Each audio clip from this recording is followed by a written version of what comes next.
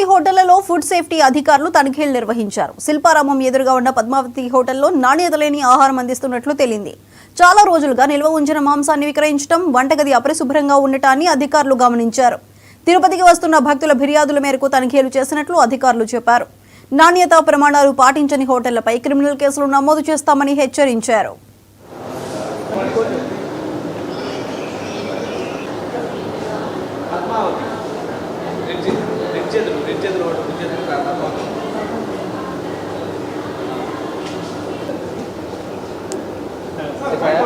అందరికీ నమస్కారం.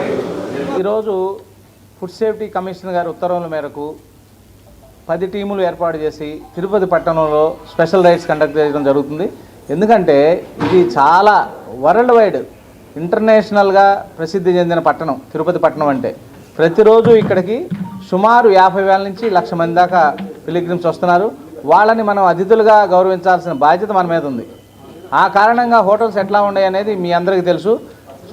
ప్రతిరోజు కంప్లైంట్స్ ఇక్కడికి వస్తూ ఉన్నాయి. ఎందుకంటే నాట్ ఓన్లీ ఆంధ్రప్రదేశ్ నుంచి కాకుండా ఇక్కడికి అన్ని రాష్ట్రాల నుంచి, అన్ని దేశాల నుంచి పిలిగ్రిమ్స్ వస్తూ ఉన్నారు. వాళ్ళు ఇక్కడ హోటల్కి వెళ్ళి మహారాష్ట్ర నుంచి, ముంబై నుంచో, హైదరాబాద్ నుంచి, చెన్నై నుంచి రోజు కంప్లైంట్స్ వస్తూ ఉన్నాయి. ఆ నిమిత్తం కమిషనర్ గారి ఉత్తర్వుల మేరకు 10 టీములతోటి ఇవాళ హోటల్స్ అన్ని ఇన్స్పెక్ట్ చేయడం జరుగుతుంది. ఆ క్రమంలో ఇవాళ ఇక్కడ పద్మావతి రెస్టారెంట్ ఇన్స్పెక్ట్ చేయడం జరిగింది. చాలా దారుణమైన విషయాలు మీ అందరూ చూసాము. నిన్న మొన్న వండిన పదార్థాలు